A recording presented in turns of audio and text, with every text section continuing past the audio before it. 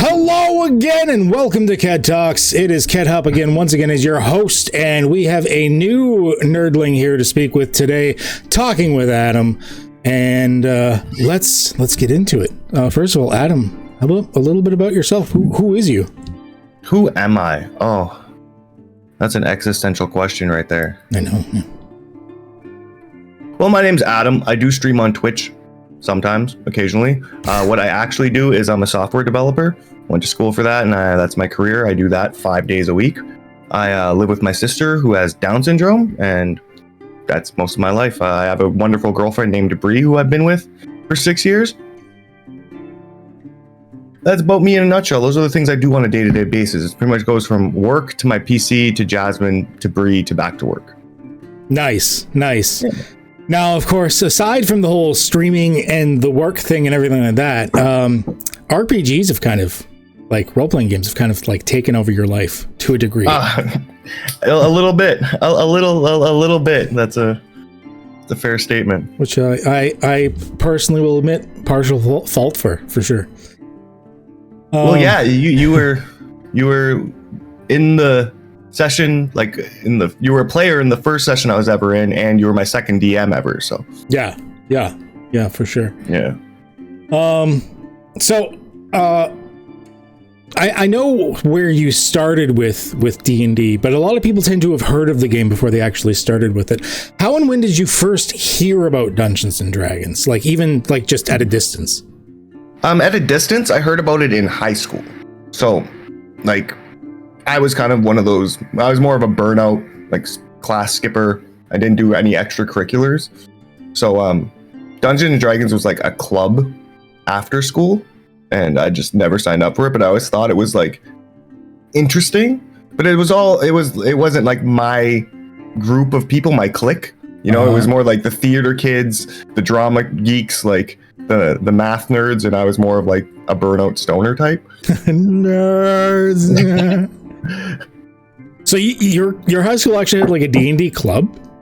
Yeah, it had like a D&D thing after school. I think multiple people went to it. I think it was just like a sit down at whatever table kind of thing, but I'm not sure. Well, that's pretty cool. Like we didn't have, like, we had D&D games, but it wasn't like a thing at school or anything like that. It was just like whoever's mom's basement was like ready that week, so you could like lament about being lonely and pretend to be elves that cast magic and shit. They're doing that weird shit in the basement again. Yeah, Tommy's summoning the devil. Get the holy water. Now, when you had first heard about D&D, or any RPGs in general, usually it's default D&D. Did you have any like preconceived notions what it was about? Like, did you have a misunderstanding about it or anything like that before you started actually playing it? Well, I think I really got familiarized, I would say. Like the only time before I played with you and BHG and everybody that I had seen, quote unquote, seen D&D gameplay was on Community. Oh my.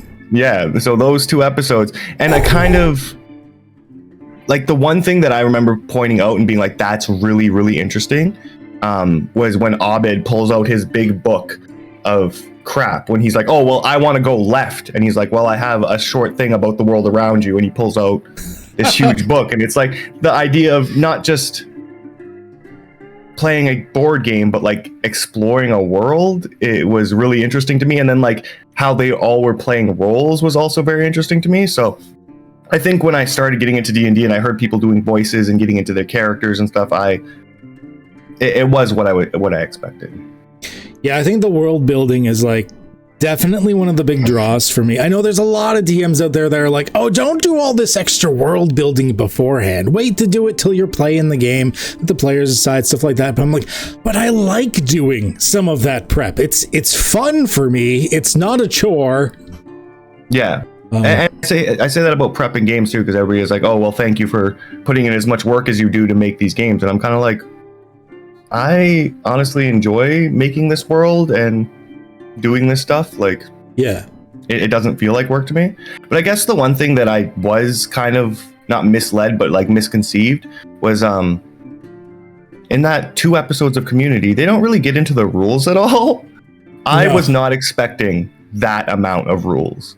Like, oh my, so many rules. Yeah, and I think they were even like, I mean, they didn't show any rules because they weren't playing a specific edition or anything, but I think they were kind of mimicking it being one of the older editions too. And like, 5th edition is I want to say a semi-crunchy system, not horribly so, but a semi-crunchy system.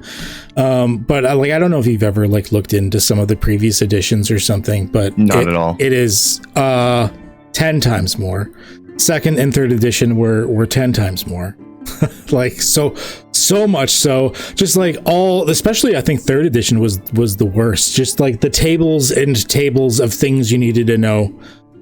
And I think there was a lot of drawbacks to that because it was just I call it a very 90s RPG philosophy.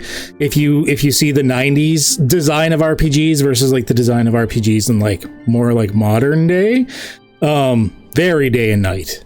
Like you go from like, oh, like work with the players on the storyline or something like that, to the old classic, like just like, here's 5,000 tables and you got to memorize all of these and do like basic, like semi-advanced math. And yeah. That was probably the biggest like surprise when I started playing D&D. But honestly, I kind of got even more misled by the Foundry automation. Because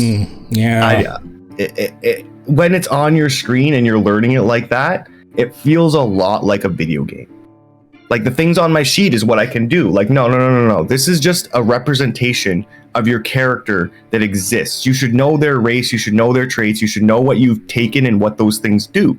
Because D&D is played by reading all these books and writing down the different things that your character can do, and then using that to break the rules in this larger set of rules. And I've kind of felt like I didn't get that for a long time. Yeah, I definitely, I mean, I've had a video on it as well, but I've definitely had some words on the fact that introducing a bunch of you newbies to like long like campaigns and like full games and stuff like that, I am upset at myself for having relied on the automation and Foundry so much, because honestly, a bunch of you are there's still a bunch of basic rules that you are struggling with because Foundry's doing it for you. You don't have to think. You don't have to learn it. And that's like a big part of it too. Is like I really wanted to learn it. Mm-hmm. Like I started asking questions like, why does he get 2 attacks? Why didn't that provoke attack of opportunity? Why does he get to do that on a bonus action? Why can't I do this? Like it was a lot of kind of introspection and self-teaching, because that was actually one of the things I wanted to ask you, was that like I can only speak for myself really. Mm-hmm. But on my first session 0, like when I first came to session 0 to make our characters and whatnot, I didn't know anything. I didn't look anything up, didn't think of a character, didn't look up how to make a character, nothing. I just came in like, oh, I'm ready to play the game. What's up? Yeah. What's the rules? How do I do this? Okay, I'm here. Well, how are we playing? That's like what I thought coming in. And like I had a long time beforehand too, like a good amount of time. But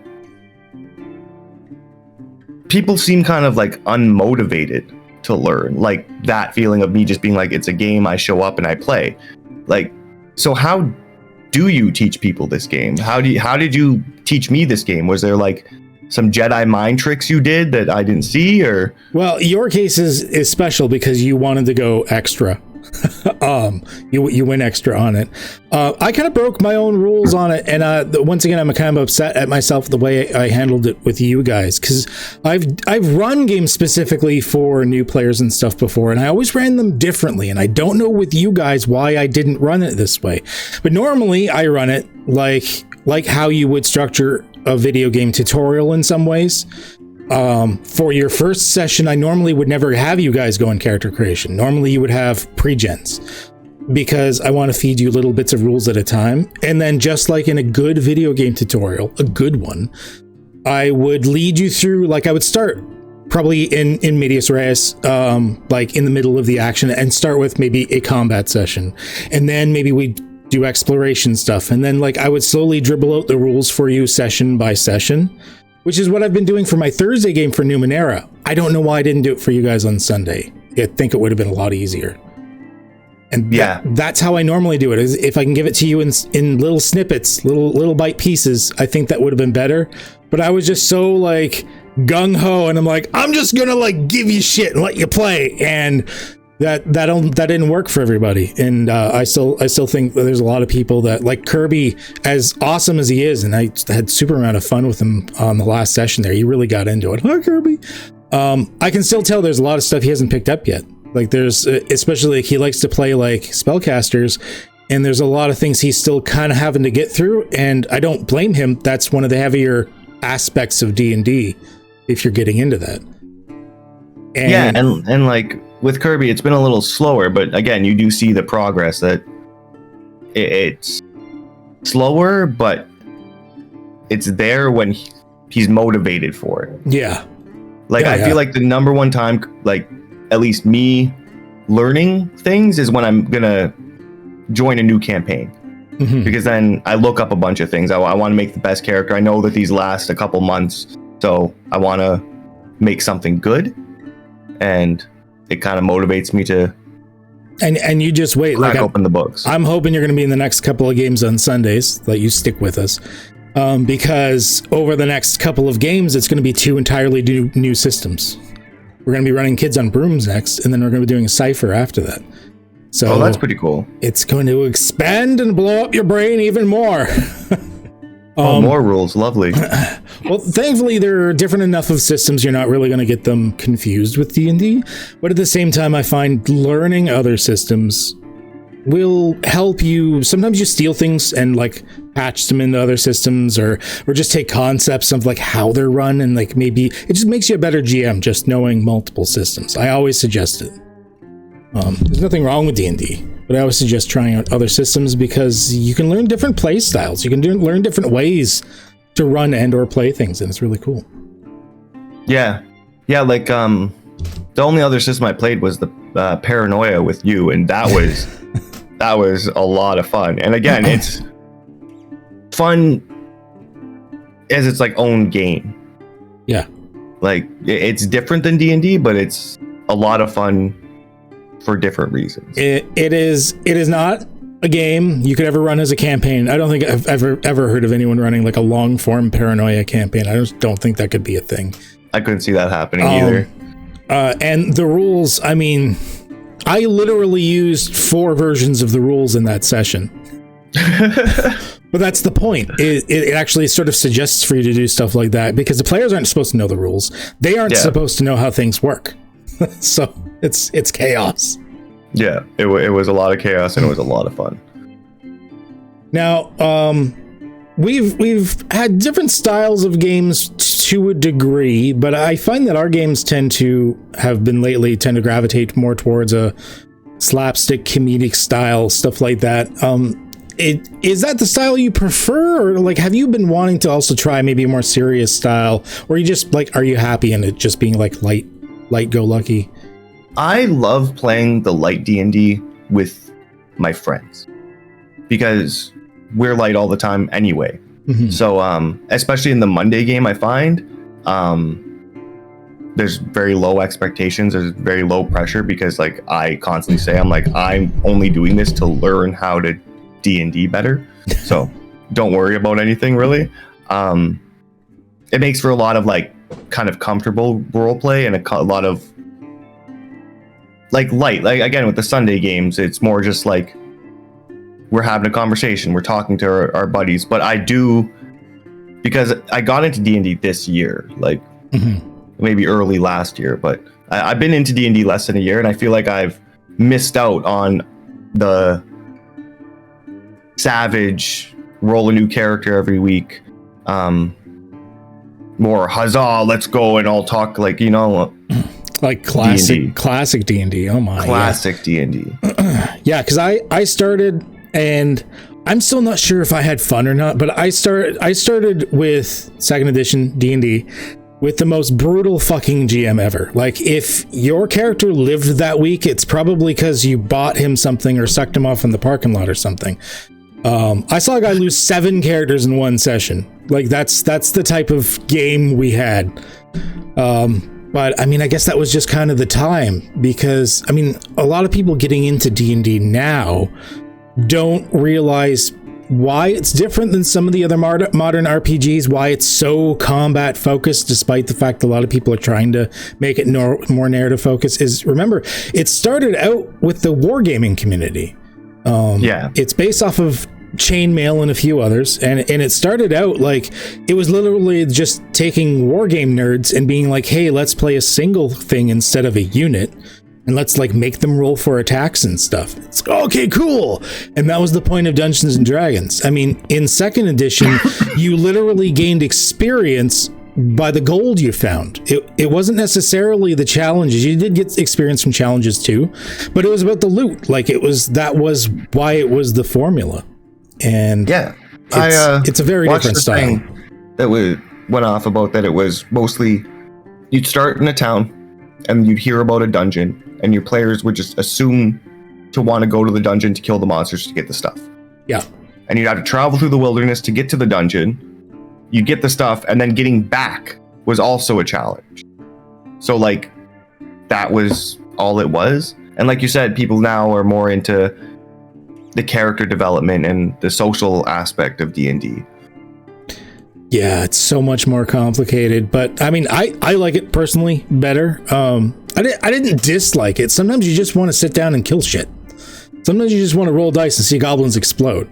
Don't get me wrong, there's nothing wrong with that. But I mean, as a DM, I want to craft this cool storyline. I want you to be like the epic hero that saves the world. I want to see weird things happen. Like that, just out of the blue, that you wouldn't get if it was just like a railroaded dungeon. And it's nice to see. I don't think I'll ever run it like a super serious game for you guys. I don't generally run super serious games. It's not really my style to begin with. I've run semi-serious games. Like I have had times where people I've actually gotten players to cry once or twice, which is, I guess, an achievement unlocked. But most of the time I tend to keep it sort of lighthearted, a little more comedic myself. It's just nicer. You don't want people getting super upset all the time when you're at the game. It's not the feels like I'm generally for.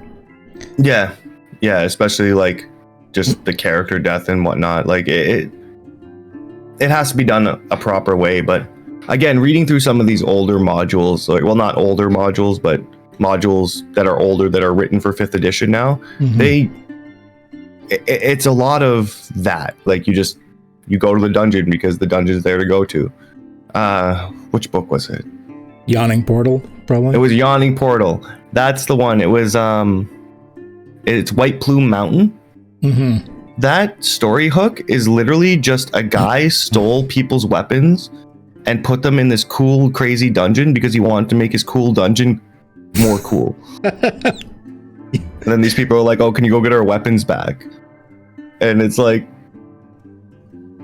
what? But he stole our dungeon. He stole our weapons, dude. Go to the dungeon. All right, yeah, that's deep enough of a storyline for me. Let's go. And like, usually when I write dungeons, I'm always like, okay, what is this? Like, I had an artificer make his shop in like the sewers in this back part of it, so he can use the sewers to try to like run away and whatnot. And so everything in that dungeon was either something that would be in a sewer or something that he would have artificed to kind of protect himself. Yeah. And I always try to like make logic behind my dungeons. So reading these older modules, when they're just like, there's a Gyno Sphinx in this dungeon asking the party a riddle. Why? Because this guy made the dungeon to piss you off. Yep. And who lights all the candles and sweeps up the floor? What the fuck? Yeah. And with D&D, I mean, I like that people are pushing like a better narrative and some storylines and stuff in the D&D and stuff like that.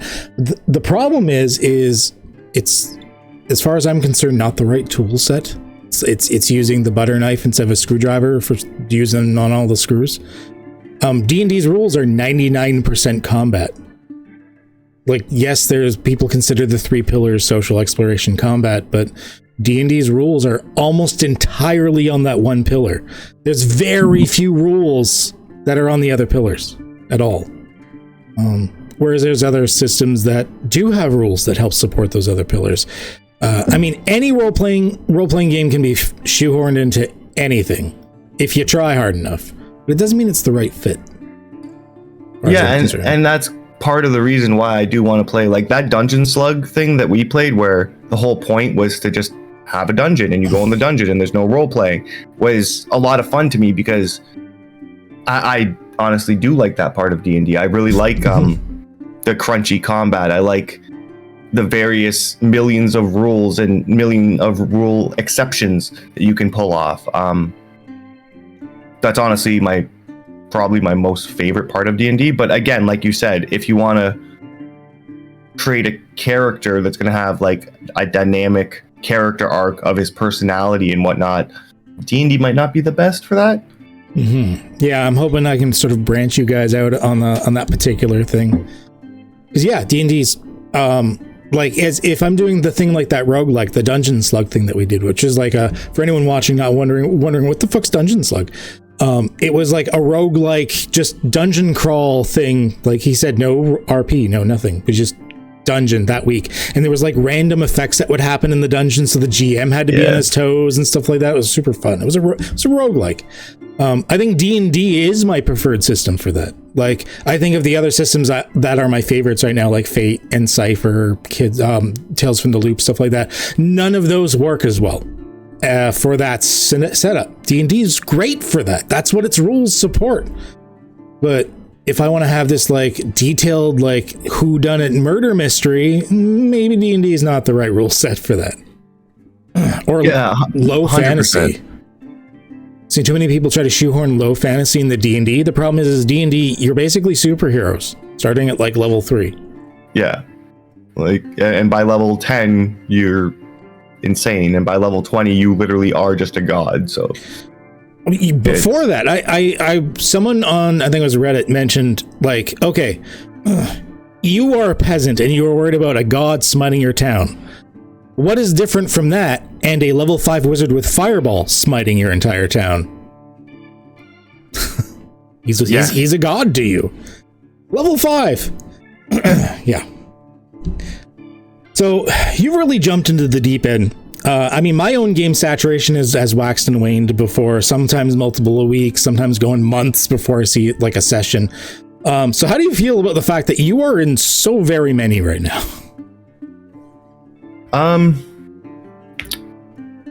Right now, I feel like I'm in a good place.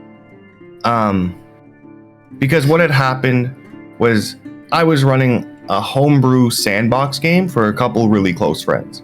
Mm-hmm. And it was a lot of fun. Like it's my favorite session. It's just, I love these guys. It's great. And I was like, oh, D&D is great. This is easy.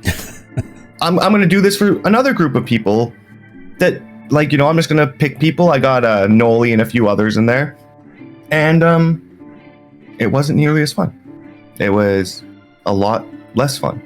It was a lot of work, especially once they delved off the railroad and now they're doing their own thing. And I have to write 2 homebrew sandbox games a week. And I just couldn't give them the game that they really wanted. I feel like, you know, would be worth everybody's time to come sit down at this table for. Yeah. So I pulled that campaign, and that's when I started doing the 2 different Rick and Morty campaigns, which is arguably like now I'm running 3 games a week instead of 2, but it's a module and it's short, so it's not forever. You don't have to plan it. You don't really have to think. Yeah. And it's like Rick and Morty. Honestly, if something were to go south and you just make shit up that didn't seem to make sense, it doesn't matter. It's Rick and Morty. Why would it? It doesn't matter at all. It doesn't matter at all. And I think a lot of people forget about, like, the DM like has to learn the rules. You have to learn your story. But I think one of the most important things is you have to learn your player's play style. And if you're playing for other random people that aren't as close, you have to know your table. Yeah. You have to read your table and you have to know your table. Like these guys, I honestly would think would have a lot of fun in the Yawning Portal. If they died every other week, if I was just an asshole and just like, no, like you guys don't need to role play, you don't need to worry, here's a dungeon, don't die. That's your goal. And like I genuinely feel like they would probably like that a lot, whereas my Monday group probably wouldn't. You know, if one of them died, they would want to go on a 3-session long quest to resurrect them. Yeah. Like, so you really do have to read your table, and not every table's different, and a lot of people's play styles are different. And I know there's a lot of like, what's the word, stigma behind some of them, like a min-maxer or a power gamer or a rules lawyer.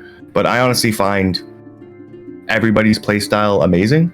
Like, I haven't really met a person, unless they're being disruptive, I haven't found a playstyle I don't enjoy DMing for. I'm the same way. I don't understand DMs that hate min-maxers. I mean, yes, okay, we're having a narrative story sometimes and stuff like that, but in the end, it's a game. And I don't really know many people that don't want to play a game well. Exactly. And that's all really a min-maxer is it's like, there's a difference between that and the like super annoying rules lawyer that stops the DM every 2 seconds with the, hey, actually, no, it's this way. Yeah. Shut the fuck up. Yeah, that's why I drew that line at being disruptive. Like, it's okay to remind of rules and to know all the rules and want to play by the rules, but no one to shut the fuck up, you know? Yeah. Yeah. And it's good to have that rule be like, hey, if you have a correction, cool. Just like maybe message it to me. We're going to like rules is played right now, and then we'll deal with it afterwards. Yeah. So as a new DM, like being a new DM is not easy. Especially these days, like I said, because the games have become a little more complex in other ways than just like roll dice, kill shit. Maybe we've already covered it, but what do you think has been one of your greatest challenges picking this up as a DM for the first time? I think it was a lot of like personal growth and introspection that I didn't expect. Oh. Like, I didn't expect to have to learn how to be able to read people and know their red flags and know when is time to talk to somebody, when it's time to maybe remove somebody, when, you know what I mean? Like, I had to grow a lot as a person. You had to learn how to herd cats. I had to learn how to herd cats. And while being, you know, kind of diplomatic, neutral, and that was probably the biggest challenge, was to, and a lot of what you have said has helped me a lot. Like, I'll run a game if I have 3 players. Mm-hmm. When one guy isn't showing up or 2 people haven't showed up and it's 5 minutes a game and you're kind of like, fuck, oh shit. If I have 3 players, I'll run the game. If not, we'll just postpone it till next week. Whatever. Yeah. And if it's a problem of them not showing up, then I'll talk to them about it. And if they don't, can't commit to it, then whatever, they won't be in the game. And that's one thing I see on Reddit all the time, that the advice is always so easy. Someone will be like, oh, my player is doing this. What should I do to handle it? Talk to them. Talk to them like a human being, like they're an adult. Yeah, 100%. Like, they're people. Just talk to them. You don't have to be like the GM, be like, I'm making this rule. Just be like, hey, buddy, can you talk for a sec? Like, yeah, 100%. If it's gotten to that point where, especially if it's bothering you enough to like make a Reddit post, you definitely should have already tried to take the step of talking to them. It's weird. I don't know how many people will miss that. And I want to say, oh, maybe it's just a younger demographic, but I've seen people in like 40s and 50s being like, I don't know how to handle this. Really? Like, okay. I mean, at that point, it's a social out-of-game interaction. It has nothing to do with the game. Exactly. And that was kind of what I was getting at. Like, the biggest challenge was learning that it's an out-of-game social aspect. Like, and learning how to manage all of that. Not even within D&D, just in general. Yeah, because it's really weird to think as an activity as an adult, because it's a bunch of people sitting down for hours and hours at a time, And like playing this game that involves tons of cooperation, teamwork, discussion, social interaction, a little bit of math, like it's the reason I love the game, because I think as adults it gives us something we would normally have lost, but it's a lot also at the same time. It is. And but again, if you do just keep, like, I keep that one fact in my head all the time. This is a board game. And like, you know, it's a lot. And like you said, it's grown into a lot of different things, but this is adults playing a board game online. Like it shouldn't ever be something that gets to you, something that gets under your skin. Yeah, exactly. And like, that's why it should be easy to just talk to people and say, hey, you're playing the board game weird. Can you stop? You're not allowed to skip spaces.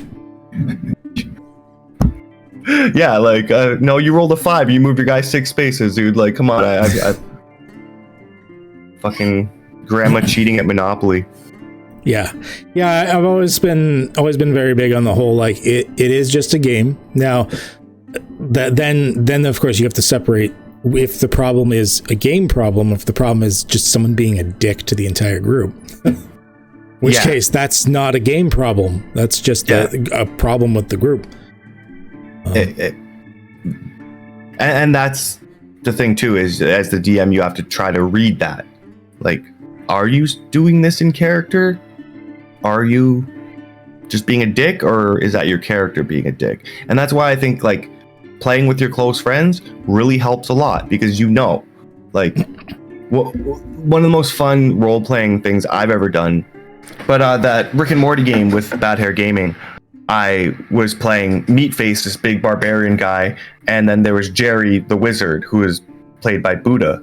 And we just got in this Gimli Legolas kind of like, oh, I can kill more than you. And then he murdered 30 children and then tried to count the 30 children. And like, we were all like, bro, that's fucked up. No, shut up. What are you talking about? Those don't count towards your kills. And he's like, no, they definitely do. I'm at 37. Like, it was just a great time. And like, it was conflict. We were being dicks to each other the entire time, but it was a lot of fun because we're friends. It is a thing, trying to recognize when it's in-game conflict versus out of game. I definitely got to agree. Like in my Cyberpunk game, I'm playing in a failing marriage with another player's character, and we get to bicker back and forth all the time, and it's fucking great because we discussed ahead of time how our boundaries and how we were going to do this and stuff. But at the same time, I remember back in the day playing with a guy, we'll just call him Rod. He was a special one. He was in his 30s at the time that we were all in our teens. Always played a female seductress priestess. And if his character was ever on the verge of dying, he'd lose his shit until the DM would be like, all right, fine, you live somehow. Stuff like that. And yeah, like it got to the point where, and I was a dumb teen. So I allowed this. I was the DM at the time. I started DMing early. And one of the players came up to me and he's like, listen, there's this whole sub arc about assassins and stuff going on that's going after this guy's character, right? I'm like, yeah, but it hasn't succeeded. He's like, cool, I want to play one of them. I'm like, fuck, fine, do it. And he killed this guy's character, and the guy packed up his books, didn't say a word, and I didn't see him for 10 years. Oh, wow. Like, legit. Oh, wow. So, yeah, sometimes shit is out of game and it's not good. Yeah, that's super petty, but it's still funny. Like, now I'm not proud of that moment as the DM having allowed that, but at the same time, like, he was, you know, much older than me, sort of my superior there at the time, more experienced, much older and stuff like that. Like, I didn't know how to talk to him, and so I just kind of allowed it as my GM pants, and it's not good. And now, was this like at a game store or people you knew, or? Well, I started becoming friends with them by that point, but this is back in the day we used to play in a mall. The one game store made a deal with the mall. Whenever there was empty storefronts, we would just be allowed to claim it and play in those empty storefronts. Oh shit, that's pretty cool. Yeah, that was how I started playing D&D. It was really super cool. Mall. That is really cool. Okay, so despite being a new player, GM at this and everything like that, I want to say that at least with my experience with you, has shown you've been really good at being a player, like right away. You kind of picked it up super fast. So as a DM, I'm always excited and happy when a player RPs, is helpful, actually pays attention, shit like that. So if you had a piece of advice on others and how to be a good player, what do you think it would be? Oh, that's a tough one. Be a good player. All right. To be a player, you have to engage. Just do that. Listen, roll your dice, be there. To be a good player, you have to get into your character, talk to people, talk to NPCs, and interact with things in the world. And to be a great player, you have to include the other people in your thing. So interacting with an NPC and you include another player, that's the number one thing, is just interact and just try to include the other people. There we go. Wisdom from Talking with Adam. That was very good points, actually. Yeah. Interact. Do something. Don't just wait for the GM to be like, what are you doing next? And the other, I think another thing that I know happened to me, and I assume happened to new players, is when you come into a D&D table, it's a little intimidating. It's a new group. People are talking. People are doing things. Remember that it's your game too. It's your time too. Your thoughts, your questions, your input, your activities are just as important as anybody else's. So pipe up, talk. It's literally the point of the game. It's the crutch is that it's your game. You get to do what you want to do. It's not just, don't feel like you're stepping on people's toes by piping up and taking 5 minutes to do something for your character. Yes, it's your game too. Editor, put applause in here because that's really good point. You're at the table too. You have an equal share. Yeah. As everybody. It's not just like the players have like little tiny sliver shares and the GM has the big share and stuff like that. No, everyone's at the table. You're all playing. Yep. Yeah, I like that. That is some good shit, dude. That is some and you're still like, you still consider yourself fairly new at this. Like you're picking up fast. You're picking up fast. Well, I appreciate that. So here, are you moving on to the next question, or do you have a point? Oh no, I was gonna move on unless you got something. I got a question for you. Oh, okay. Let's turn it around. Uno card. Let's go. All right. How do you deal with combat balance? Do you just wing it? Do you fudge your rolls sometimes? Do you ever add enemies because people are steamrolling your encounters? Like, how do you deal with combat balance? Oh, a peek behind the curtain. All right, my players, don't watch. Because the more you know about it, the less awesome it feels. Because I don't tell my players generally how I deal with this stuff. Okay, I don't fudge a lot of rolls. I'm not against fudging rolls now and again. But I prefer not to if I can, because it is a game. And if you're just like fudging all of the rolls all the time, it's not a game. You're playing in the GM's make-believe world, and it's not a game anymore. So I'm not against doing it now and again to help with the flow, to help with the fun, but I do suggest try to stick with the dice if you can. That's the chaos of being a game and not just a storytelling session. 100%. As for like balancing creatures and stuff like that, I will indeed adjust hit points, adjust the number of creatures, things like this, because in the end, it's not a competition to see if you can just kill these creatures or if they can get killed as a DM.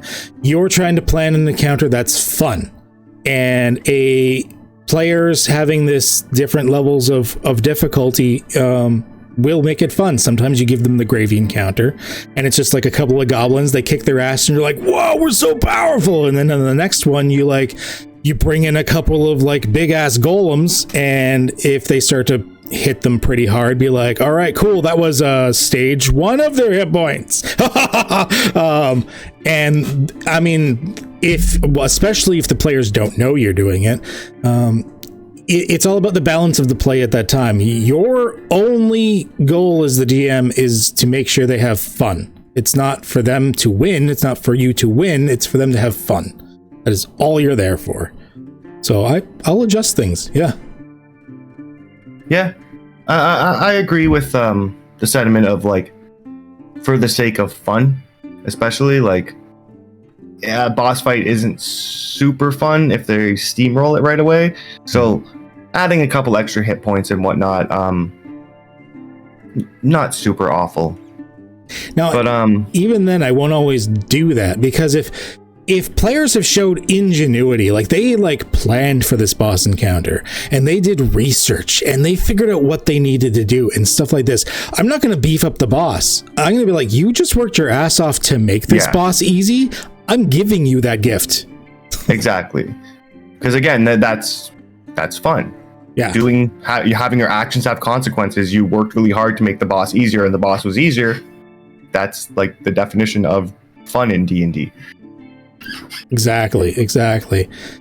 I wish there were some mechanics in D&D that would allow the GM to have a little bit more of control over the flow, like in Fate or Cypher, where the GM, like in those, they're called compulsions or intrusions, where the GM can be like, hey, I'm going to offer you a reward if you allow me to fuck with you. Which is a super fun mechanic.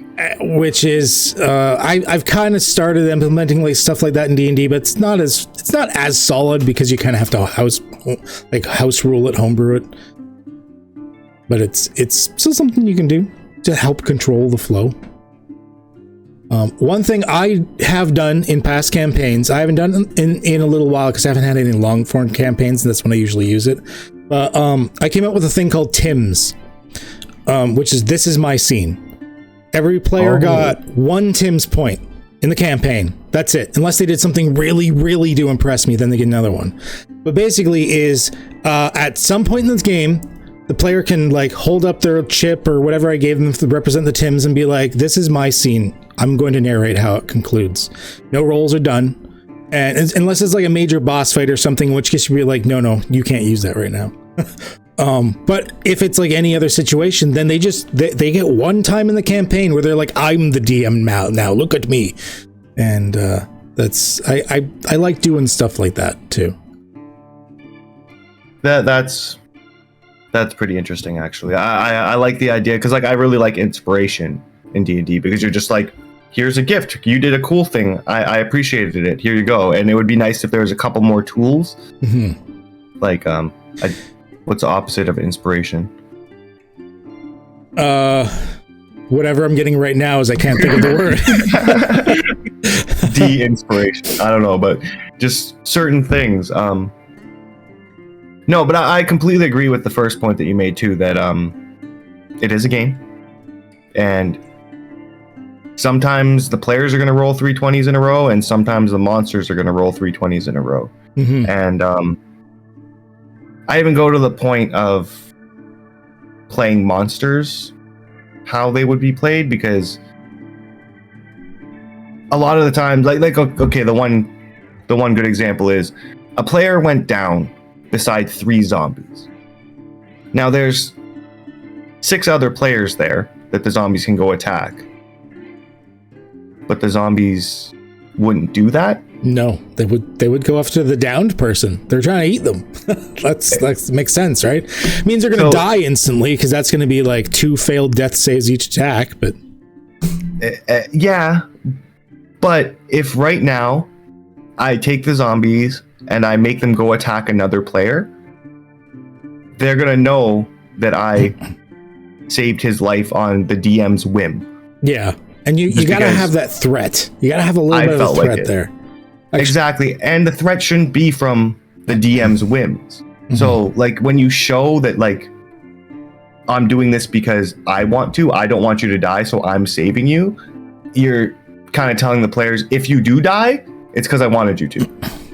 I've actually done a thing to help a DM with this threat stuff before as a player. I was really proud of myself for this one. He was kind of nervous. It was like his first big campaign. And he's like, I want this to be a super deadly campaign, but I'm afraid of like killing them and stuff like that. And I'm like, all right, great. I have 2 characters. The first character is going to die. You're going to kill me in session 1 or 2. Horribly, horribly murder me. And then I'll bring in my real character. and we never told the players. To this day, they don't know. Hopefully they don't pick up on this, which campaign this was. But from that point on, they were like, oh shit, he means business. And little manipulations like that can be kind of helpful.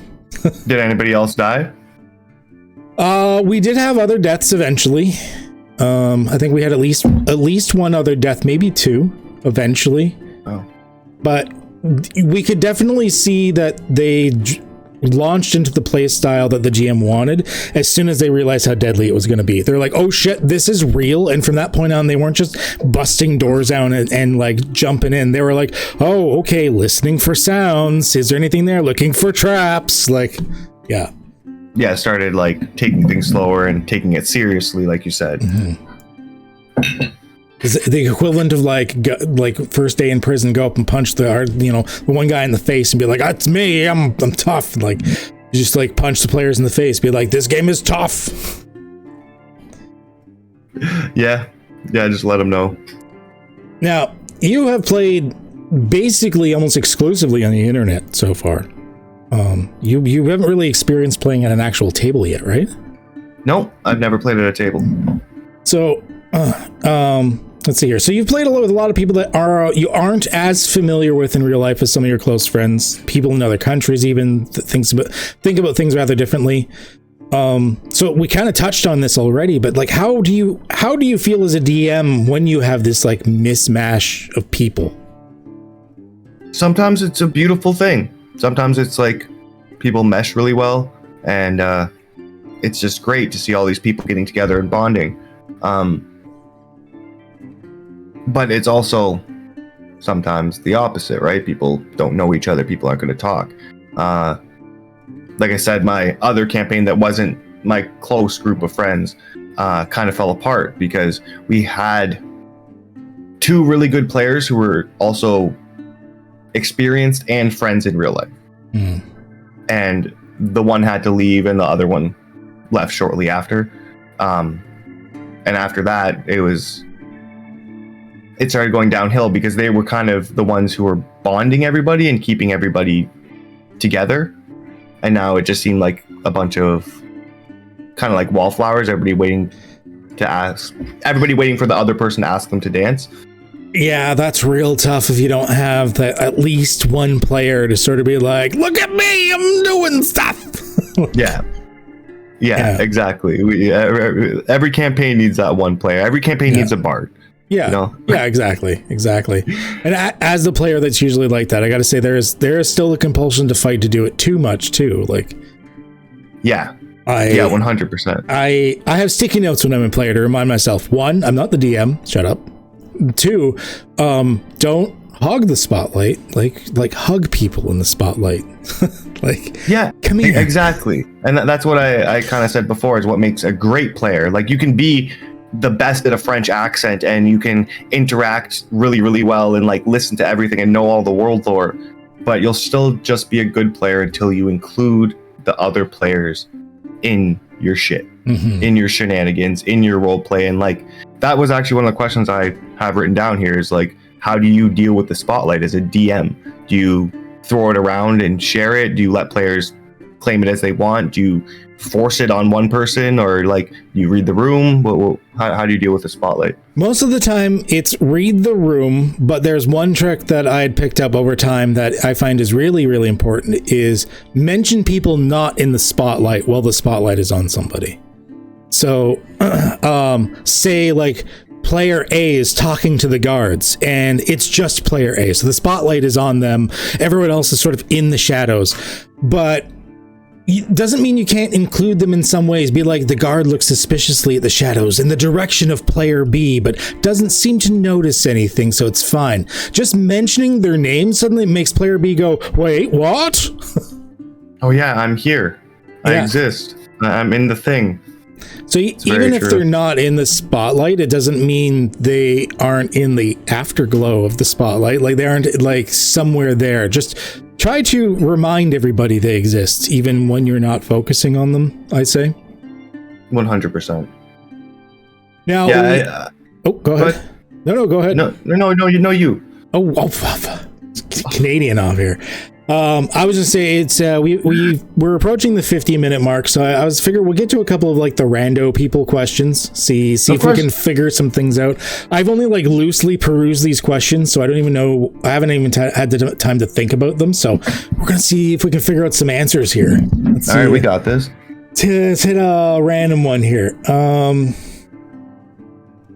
Okay, Lab Unusual asks, I was wondering if anyone had any advice on how to make the game enjoyable for a player with a horribly unlucky streak. It's easier in more roleplay oriented sessions where you can just make a player succeed, but how do you approach this in combat? That has a really bad unlucky streak. Yeah. I gave you an inspiration when you had that really, really terrible streak in the Rick and Morty game. It's true. Did that make you feel better? I mean, it didn't faze me much either way, but I'm kind of used to that. Like I was going with the punches. I actually thought it was kind of funny. I understand that this actually would have been helpful for a lot of players. There's a lot of players who'd be like, I'm losing. And the inspiration would have been the pick-me-up they needed. So I think that was a really good decision on your part. And I'm just a bit of a masochist. Yeah, and you said a couple good things there, because like I think if a player is losing and seemingly like, oh, I'm losing D&D, which you can't really do, you as the DM shouldn't act like they're losing as well. Mm-hmm. Like me giving him that inspiration, I was just like, oh, you've had shit luck, here you go, here's an inspiration, but that's it. It's more of a funny thing. If you act like it's a bad thing, it'll be a bad thing. What you should do maybe is narrate his failures and make it just as much part of the game as when you narrate the barbarian cutting the guy's head off, narrate Dave missing his sword swing and hitting the wall and his sword vibrates in his hands and he gets ready as the, make it fun. Either way, don't just go, oh yeah, that misses, next turn. Like, yeah, I agree. Like, let them sort of fail upward in a way as far as fun is concerned. Exactly. Like I said, as the DM, just maybe try to amp it up a little more. Like, oh yeah, you slipped and whatever you want to say for each situation, but just give it a little bit of role play and see what you can do.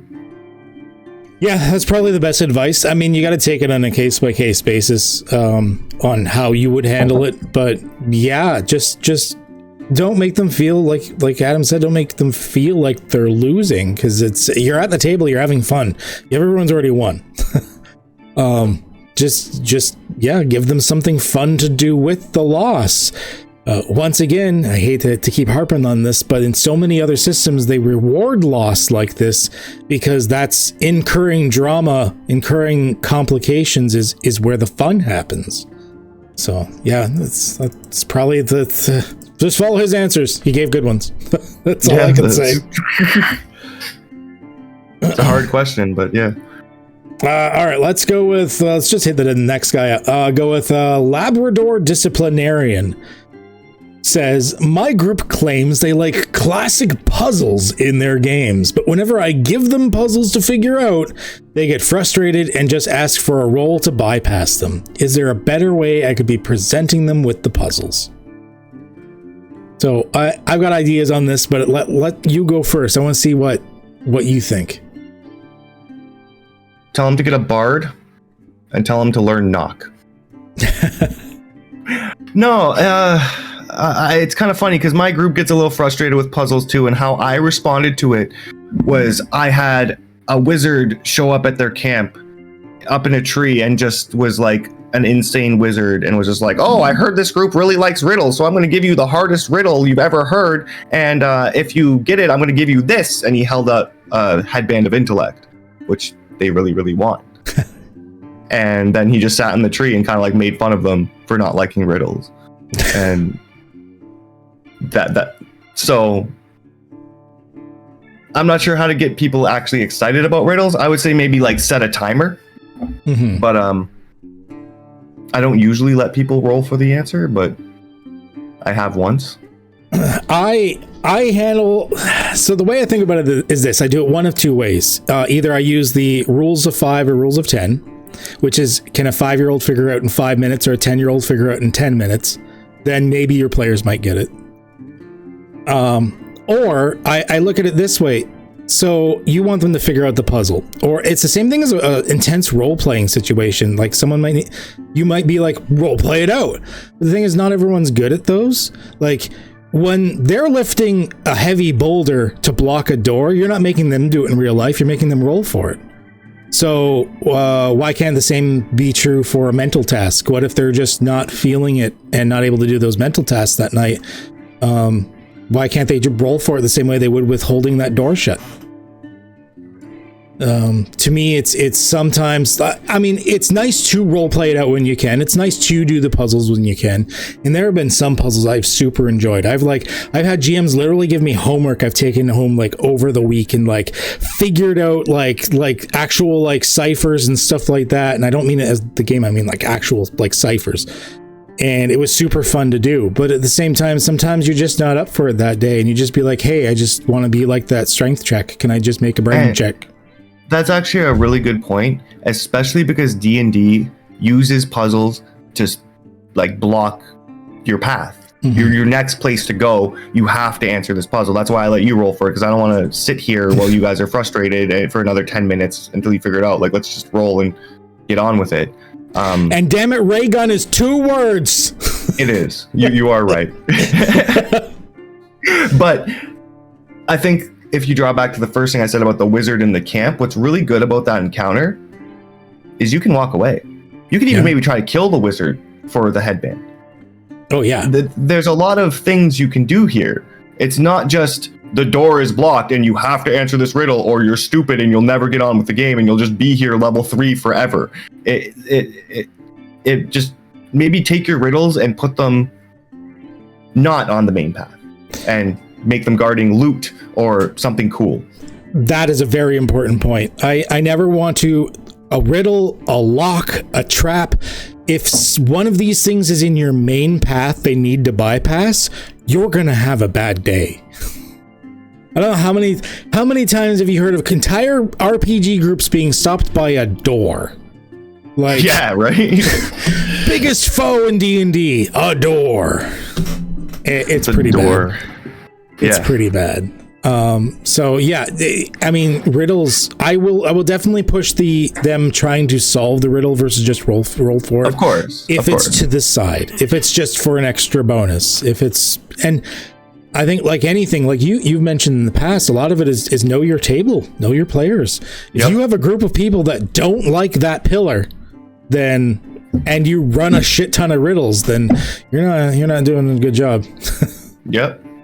Like I said, my Monday group is not big on riddles. They have a bard who casts knock and a rogue. They don't answer riddles. Whereas like I have my Thursday group, I have a few people in there that are like, they're hardcore into riddles. So much so that I fuck with them. I brought them to a door. It was a stone archway door, like a big stone block door, and there was all these like indented circles around it, and there was all these like puck pieces on the ground that had like different elements in and like engraved in them and stuff like this. And then a few of them were already in the slots, and I described it in like the order that they could be in and stuff. And they spent out of in real world, they spent hours trying to figure this out before one of the players is like, "Can I just open the door?" I'm like, "Yeah, it's not locked." They're like, "What the fuck?" It's like, it wasn't to us. It wasn't a puzzle. Did I do it to you guys too? You did it to us. I've done it a few times. There's 3 arcane symbols on the door, and then there's one in the middle that's like blacked out. And I'm like, I go up to it, and I touch the top one, the left one, and then the right one. What happens? And you're like, nothing. But it was that you had to press the middle one, and then it opened. And I was like we sat there for like 15, 20 minutes. Yeah, just to find out it's not really a puzzle. not really. Your brain was the puzzle all along. I don't know. I like fucking with players like that. One of my biggest events to this day was the fact that they did an entire dungeon, defeated this giant lich lord at the end of this mega dungeon, trying to look for this orb of corruption, and it wasn't there. It wasn't anywhere in the dungeon. They couldn't find it. This is their entire quest, and they killed the Lich Lord, as far as they knew, so they couldn't get it. They couldn't get info on him, so they had no idea. And on the way out, they noticed a small shed at the outside of the dungeon that I had described to them when they were first going into the dungeon. And they're like, "Fuck it, we're gonna go loot this shed." And one of them like rolled and like discovered that it was kind of buried under the shed outside the dungeon the entire time. And they didn't believe me that it was there the entire time. I'm like, "Here's my fucking notes." Like, wow. It's been there. Wow. That's really funny. I'm one of those assholes. I'm one of those. So, before we end for the day, do you have any other questions for me? Any other talking points you wanted to bring up?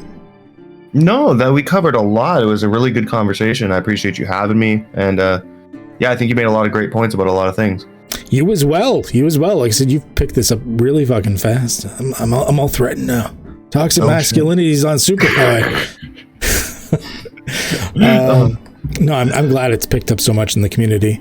So once again, check out, there will be links in the doobly-doo below for Talking with Adam's socials. Also the Friendo Discord. We have this fucking awesome group that is growing like exponentially every time I look, I swear, that you'll want to join, whether you're a content creator or not. It is primarily content creators, but we got all their awesome people in there as well. So check it out down below. And he's like the guy that spearheaded it. This is the big chief himself.